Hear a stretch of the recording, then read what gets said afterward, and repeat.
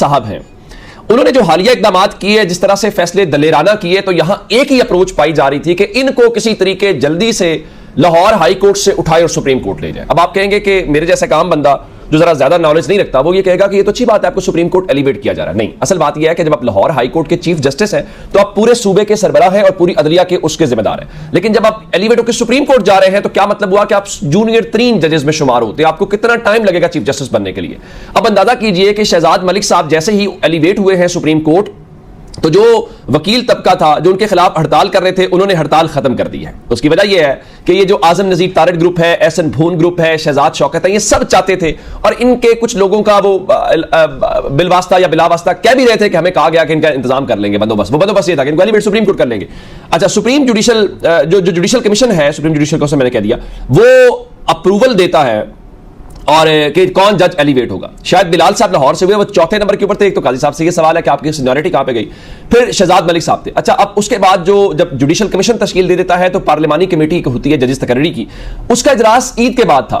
लेकिन chief justice ने जिस तरह दहशतगर्दी के जजेस का तकर्रुर कर दिया, फिर जिस तरीके से उन्होंने जो जज को डराया धमकाया गया है सरगोदा के अंदर, उस केस को टेकअप किया, ये सारे मामला हैं। फिर इलेक्शन ट्राइब्यूनल्स के नोटिफाई कर दिया, तो उन्होंने ईद से पहले ही आज उसका इजलास था, तो पार्लिमानी कमेटी ने chief justice Lahore high court Shahzad Malik साहब जो है उनकी सुप्रीम कोर्ट में तैनाती की मंजूरी दे दी है। जैसे शायद बिलाल की लाहौर से मंजूरी दे दी है, जैसे शकील अब्बासी साहब जो सिंध हाई कोर्ट के चीफ जस्टिस हैं उनकी मंजूरी दे दी है, और उसके साथ ही उन्होंने जो सिफारिशात हैं, जो सुप्रीम कह रहा हूं, जो जुडिशल कमीशन की सिफारिशात थी उसकी तौसीक करते हुए सदर पाकिस्तान को भिजवा दिया है। यानी अब एक तो यह है कि क्या chief justice Sindh high court जो है क्या वो आएंगे सुप्रीम कोर्ट, ये भी एक सवाल है। माजी में हमने देखा कि चीफ नहीं आए थे। तो दूसरा सवाल यह है कि जितनी जल्दी हो जस्टिस शहजाद मलिक साहब जो हैं उनको जनाब अली आप यहां से लेके जाएं। अब उसकी वजह क्या? उसकी वजह यह है कि chief justice Lahore high court justice Shahzad Malik साहब सुप्रीम कोर्ट एलिवेट होने से पहले उन्होंने कम से कम लाहौर हाई कोर्ट जाने से पहले यहां से अपना हक अदा कर दिया। जिस तरीके से उन्होंने अपने उस जज के साथ खड़े हुए सरगोदा वाले के साथ, और उन्होंने सेक्टर कमांडर से जवाब लिया,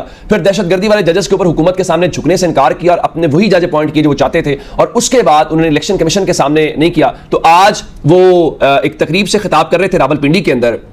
तो मतीउल्लाह जान का तबसरा मैं पहले बताता हूं और फिर तकरीर बताता हूं। मतीउल्लाह जान के मुताबिक जो तकरीर पाकिस्तान के मौजूदा चीफ जस्टिस काजी फायज ईसा साहब को करनी चाहिए, वो तकरीर लाहौर हाई कोर्ट के चीफ जस्टिस शहजाद मलिक साहब जो हैं घेबा साहब उन्होंने की। उन्होंने क्या कहा? उनका देखिए, अदलिया में एस्टैब्लिशमेंट की मुदाखलत है। अब अंदाजा करें ये कौन कह रहा है? हाई कोर्ट के 6 जजेस कह रहे हैं, सरगोदा का जज कह रहा है, और अब कौन? अब chief justice Lahore high court कह रहे हैं। वो कह रहे हैं कि अदलिया में एस्टैब्लिशमेंट की मुदाखलत है जिससे जान छुड़वाने की कोशिश कर रहे हैं। यकीन है अदलिया में एस्टैब्लिशमेंट की मुदाखलत का जो इख्तिताम है वो जल्द हो जाएगा। फिर उन्होंने बताया कि जो जज साहब हैं, यानी वो जज सरगोदा वाले जिनको डराया धमकाया गया, उनके घर का मीटर तोड़ा गया, उनके मुताबिक उन जज साहब से फोन पे बात हुई। उन्होंने कहा कि तमाम इकदामात के बावजूद किसी भी किस्म की कुर्बानी के लिए तैयार हूं, लेकिन मैं किसी से ना इंसाफी नहीं करूंगा। तो अब बिल्कुल ठीक है उनका, मगर ये बात मैं किसी इकदाम से खौफजदा भी नहीं हूं, मगर ये बात मैं सिर्फ आपके नॉलेज के अंदर लेके आना चाहता हूं। अब ये बात बहुत एक तगड़ी किस्म की बात है जो उन्होंने की है। और chief justice Lahore high court ये कह रहे थे कि देखिए, ओहदे आनी जानी चीज है, ये आज है कल नहीं होंगे, लेकिन अल्लाह ने जितना आपको वक्त दिया, इख्तियार दिया, उस वक्त तक अपना किरदार अदा करें। और वो ये कह रहे थे कि जो चीजें हैं इसका आपको बहादुरी के साथ, दलेरी के साथ मुकाबला करना चाहिए। सच्ची बात तो यह है कि जस्टिस शहजाद मलिक साहब को हो सकता है कल किसी फैसले के ऊपर हम उनकी तनकीद भी करें, लेकिन शहजाद मलिक साहब की जो गुफ्तगू है, ये सब कुछ है, इस पर उनकी जितनी तारीफ की जाए कम है। और सच्ची बात तो यह है, पाकिस्तान के मौजूदा निज़ाम को जस्टिस शहजाद मलिक चाहिए, पाकिस्तान के मौजूदा निज़ाम को जस्टिस मोहसिन अख्तर कियानी चाहिए, पाकिस्तान के मौजूदा निज़ाम को जस्टिस बाबर सत्तार चाहिए, जो निज़ाम की आंखों में आंखें डाल के बात कर सकें, जो पाकिस्तान के लोगों को इंसाफ दिला सकें, जो आइन और कानून की अमलदारी को यकीनी बना सकें, ना कि जजेस फैसला करने से पहले किसी और की तरफ देखें कि आपका फैसला क्या है। और अच्छी बात यह है कि काजी फायज ईसा साहब जो हैं वो ये हजार बार कहते रहे कि जनाब देखें, उनके दौर में किसी किस्म की कोई जो है वो मुदाखलत नहीं हो रही, लेकिन हकीकत बात है ये एक बदतरीन दौर हम देख रहे हैं जिसमें से हम गुजर रहे हैं। काजी साहब जब चले जाएंगे तो तारीख उनका तयन करेगी, चूंकि फिलहाल उनके पास मनसब है, तो अभी तो वो इन चीज़ों में लगे हुए। मिसाल के तौर के ऊपर आप हैरान इस बात के ऊपर होंगे, अब से थोड़ी देर पहले एक सुप्रीम कोर्ट में इवेंट था, press association of Pakistan supreme court की तकरीब हल्फ बर्दारी है, तो वहाँ पे जो चीफ जस्टिस है उन्होंने कहा जी मैंने ऑडियो लीक्स जो इमरान खान की ऑडियो आई है उसके ऊपर जनाब मैंने तहकीकात कराई है और ये सुप्रीम कोर्ट से लीक नहीं हुई। तो फिर जस्टिस अतर मिनल्ला ने और जस्टिस मंदोखिल ने कहा कि अगर ऑडियो लीक भी हो गई है, तो उसमें क्या बुराई है, क्या बात है। लेकिन ज़ाहिर है काजी साहब फिलहाल उस मामले से निकल नहीं पा रहे। अच्छा, एक और बड़ा अजीब सा मामला है इलेक्शन, जिस तरह मैंने आपको बताया कि जस्टिस शहजाद मलिक साहब ने लाहौर हाई कोर्ट के 8 जजेस पर मुश्तमिल 8 इलेक्शन ट्राइब्यूनल्स बना दिए। अब उस मामले को चैलेंज किया इलेक्शन कमीशन ऑफ पाकिस्तान ने गुज़श्ता रोज सुप्रीम कोर्ट में, कल उन्होंने चैलेंज किया और आज की उनकी इस्तदा थी कि आज इसको समाअत के लिए मुकर्रर किया जाए। और आपको पता है काजी फायज ईसा साहब ने अदालत लगा दी है और काजी साहब ने आज ही उस केस को टेकअप कर लिया है और आज ही उसको जो है उस पर बेंच बना दिया है। और उस पर बेंच क्या बनाया है, काजी फायज ईसा साहब खुद बैठे हैं और उनके साथ जो है जस्टिस नईम अख्तर अफगान जो हाल ही में बलूचिस्तान हाई कोर्ट से आए हैं, उन पर मुश्तमिल 2 रुकनी बेंच जो है वो 20 जून को लाहौर हाई कोर्ट के उस फैसले के खिलाफ जो है वो समाअत करेगा। फिर लोग ये सवाल उठाते हैं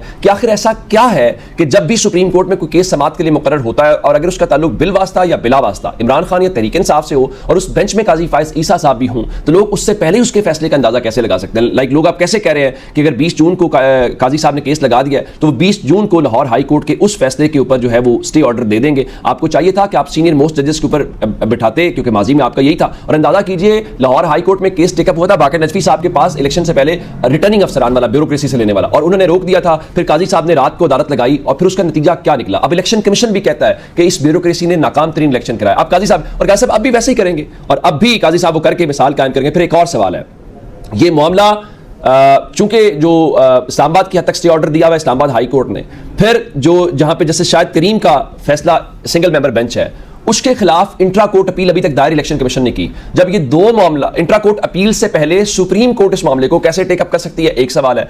दूसरा, जब 2 मामलात 2 अदालतों के सामने ये मामला सब जुडिस हो, ज़ेरे समाअत हो, तो आप कैसे, आप इलेक्शन वाले मामले पे क्या कहते थे कि ये मामला अदालतों के सामने, हाई कोर्ट के सामने ज़ेरे समाअत है, तो हम इसको टेकअप कैसे कर सकते हैं। तो हुजूर ये ट्राइब्यूनल्स वाले मामले के ऊपर आप इसको कैसे टेकअप कर सकते हैं, उन मामलात को लेके मेरे ख्याल से इस सवाल का जवाब जो है वो जरूर आना चाहिए। अच्छा, एक खबर आपको सुप्रीम कोर्ट अडयाला जेल से देनी है, जहां इमरान खान ने बड़े शुबहात दूर इनके दिए। 190 मिलियन पाउंड केस जो है उसकी आज समाअत हुई और उसमें गवाह और सारा कुछ हुआ। 21 जून तक समाअत मुलतवी होगी। लेकिन उसमें एक हैरानकुन मामला यह हुआ कि आज की समाअत के दौरान नून लीग के जो MNA दानियाल चौधरी हैं वो अदालत के अंदर पहुंच गए। जब इमरान खान ने उनको देखा तो इमरान खान गुस्से में आ गया और उनका कि हमारे जब MNAs बाहर बैठे हुए तो तुम कैसे अंदर आ गए हो। तो उसके बाद जो बैरिस्टर दानियाल चौधरी हैं वो अदालत से मुस्लिम लीग नून के MNA वहां से रवाना हो गए। हुआ ये कि वो वकील है, जरा कोट शूट पहन के चले होंगे कि हम ऑब्जर्वर के तौर के ऊपर आए। लेकिन सवाल सिर्फ ये पैदा होता है कि आप जो है जनाब, जब बाकी तहरीक इंसाफ के लोगों को इजाजत नहीं है जेल के अंदर जाने की, तो इनको जाने की इजाजत कैसे मिल गई है। अच्छा, उसके बाद इमरान खान ने सहाफियों से गैर रस्मी गुफ्तगू करते हुए आज बड़ा 2 टोक किस्म का ऐलान किया है। और एक तो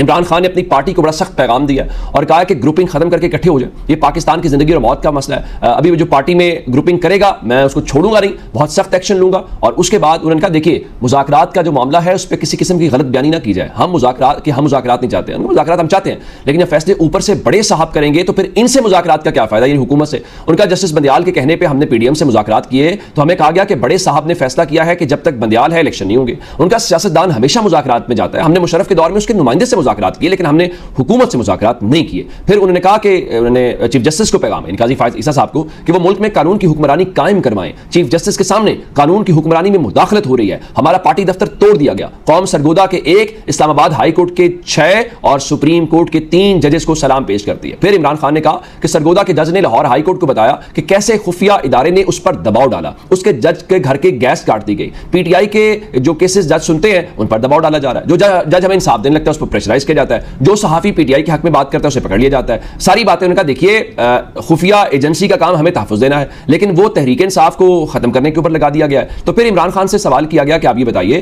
कि एस्टैब्लिशमेंट से क्या आप ये चाहते हैं कि कोई वो नुमाइंदा या कोई अपना मुकर्रर करे एस्टैब्लिशमेंट ताकि आपसे मुज़ाकरात किए जाए। तो इमरान खान ने सवाल का कोई जवाब नहीं दिया, वो चले गए। अच्छा, जाते जाते एक और खबर आपको देनी है। इमरान रियाज कल जो निश्चित टाउन थाने वाला मुकदमा है उसमें बरी हुए, फिर कार्य सरकार में मुदाखलत का थाना सरवर रोड का मुकदमा कायम किया गया। तो आज जो जुडिशल मैजिस्ट्रेट हाफिज काशिफ है उन्होंने फैसला सुना दिया है और इमरान रियाज को इस बोगस केस में भी अदालत ने बरी कर दिया है, डिस्चार्ज कर दिया है, जिसके बाद अब वो अपने वकील मियां अली इशफाक